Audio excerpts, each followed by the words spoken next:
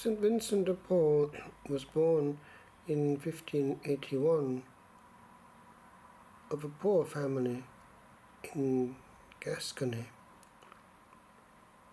He was ordained very young in life. He was only 19.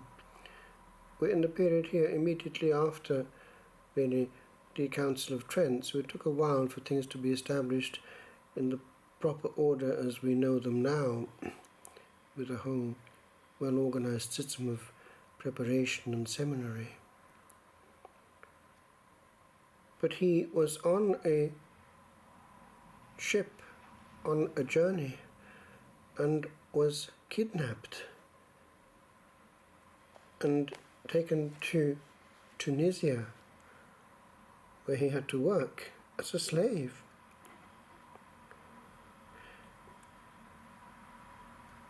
He managed, despite the fact that he'd been taken there by pirates, to turn even this to good and worked on his own master, whom he converted to Christianity, which explains how he was able to get back to France eventually after a couple of years. So he was in Paris by 1608, searching for a benefice. He had a good and wise spiritual director, Pierre de Bérulle, the future cardinal, who advised him to accept the charge of a parish at Clichy. That's in suburban Paris. And there he gathered a group of young men. He was always a magnet. Then, for 12 years, he served as chaplain to the aristocratic de Gondi family.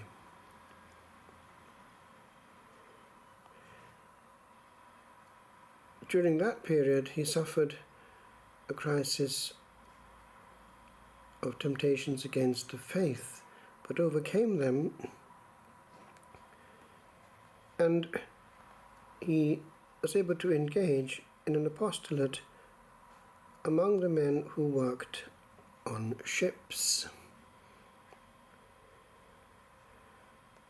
For a few years he was pastor of a parish, and then a chaplain to the galley slaves in Paris, with whom, of course, he would have had sympathy because he had been there a slave in himself. But it was in a catechetical apostolate to the peasants of the French countryside that he found his particular vocation. Providence worked powerfully in his life in the encounters that he had. And thus, in 1619, he met the great Francis de Sales and Jane Frances de Chantal. And in 1622, he, Vincent, became superior of the convents of the Visitation in Paris, a post he held until death.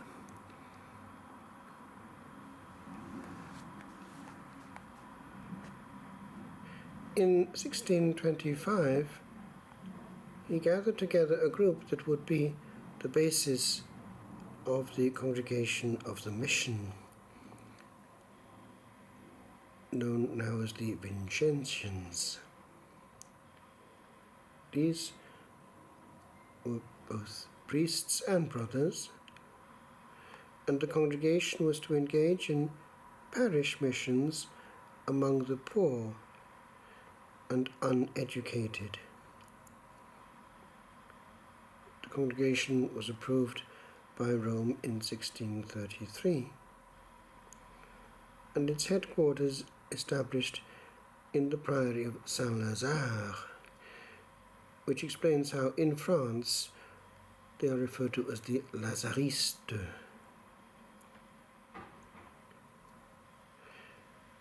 Because of the need for priestly formation, the Vincentians soon added seminary teaching to their own apostolate.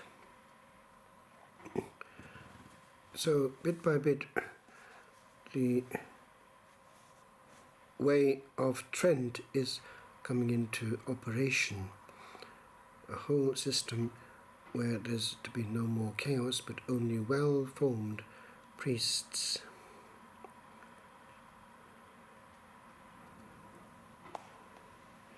In 1633, the first members of the Daughters of Charity were gathered together under the direction of another canonized saint, Louise de Marillac. She died in 1660, the same year as Vincent.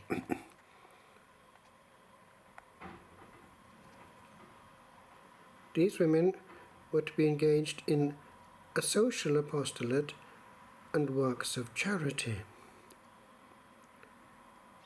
Now, we know that the original intuition of Francis de Sales had been something similar for what became the Visitation nuns, but he had to opt for the model that was in place already under canon law, which included claustration for nuns.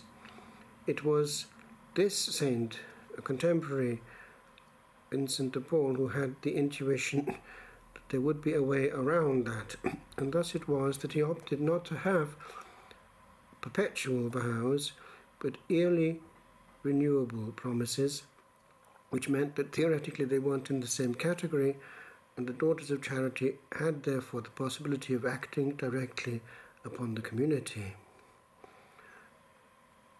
It was a congregation which was to do an awful lot of good in France and throughout the world. It was to that congregation the Blessed Virgin came in Paris, Rue du Bac, to the little Catherine Labouré, who was in the early stages of formation, and gave the world the miraculous medal. It was to the congregation founded by François de Sales and Francis, or Jane Francis de Chantal, that Visitation to the Sacred Heart came at Paris-le-Monial. These are important moments in French spirituality and influence.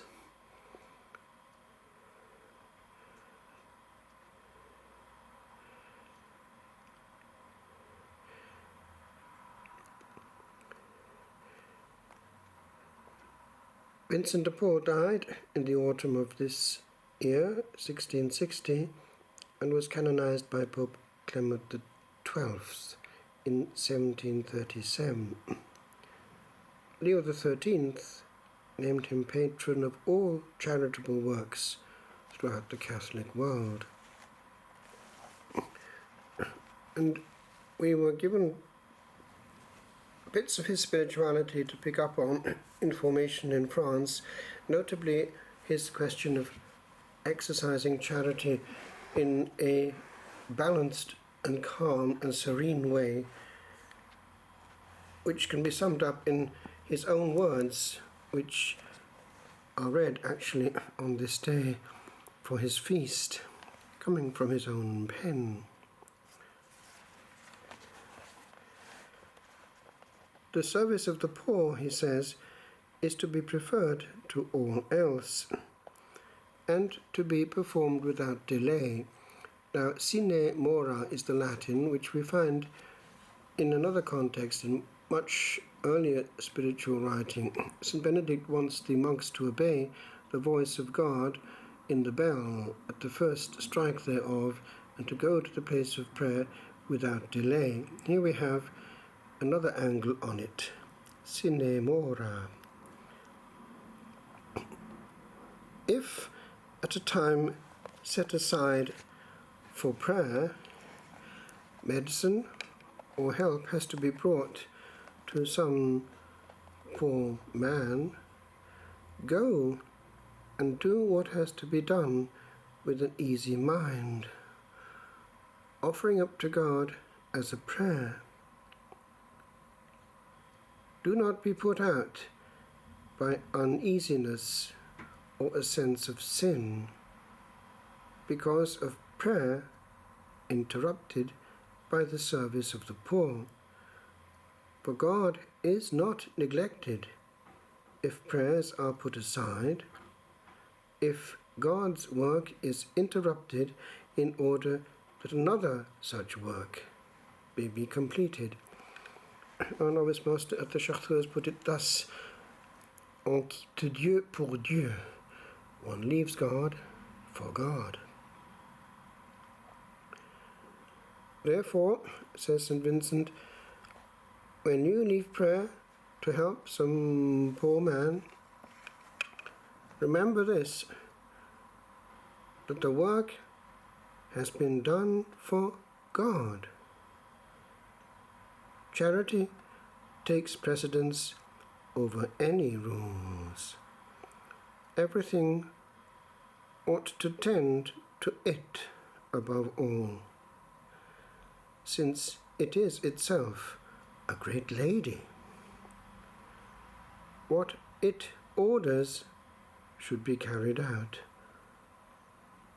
Let us show our service to the poor, then, with renewed ardor in our hearts, seeking out above all any abandoned people, since they are given to us as lords and patrons.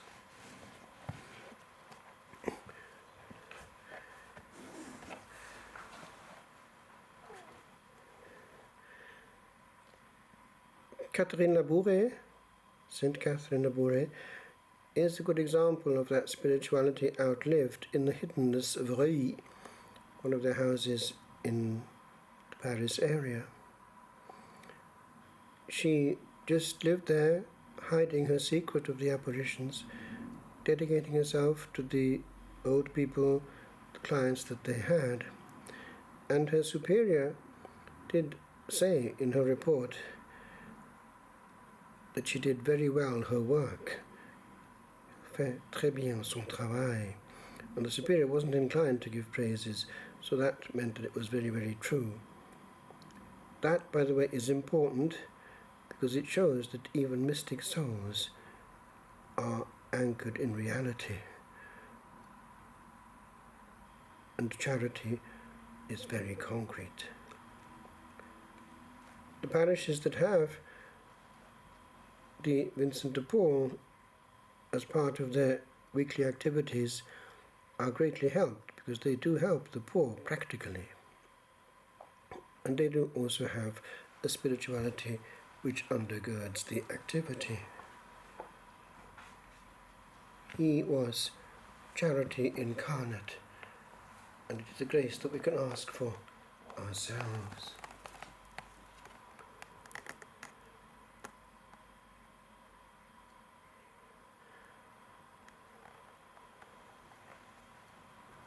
Years ago, in the mid-80s, one information here in Ireland, I was far away from home, and it was the feast of St. David.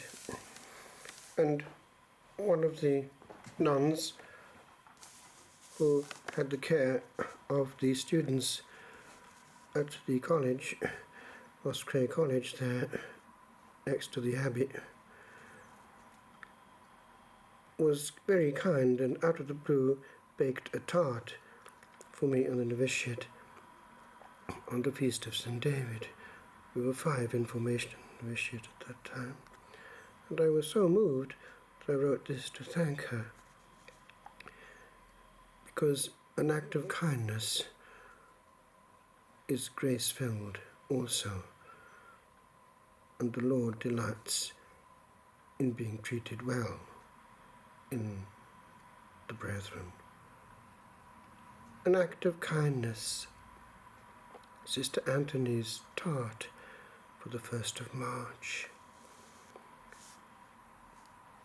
The thought that passes through the head and there remains or passes on has power to be, and being, to make be what thereto ne'er had been or could have been, for none shall see the unincarnate breath, or to be not, as 'twas ere it passed, for 'twas not bound to pass this way.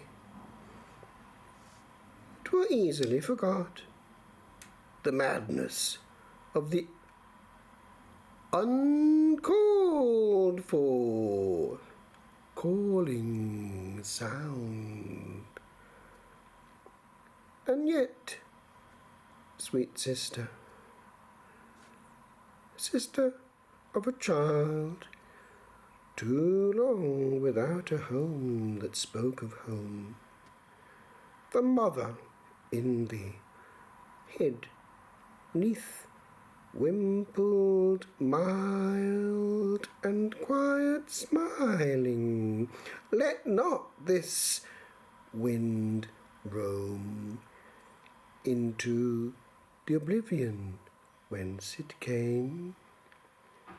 It came, and in its going left not life the same.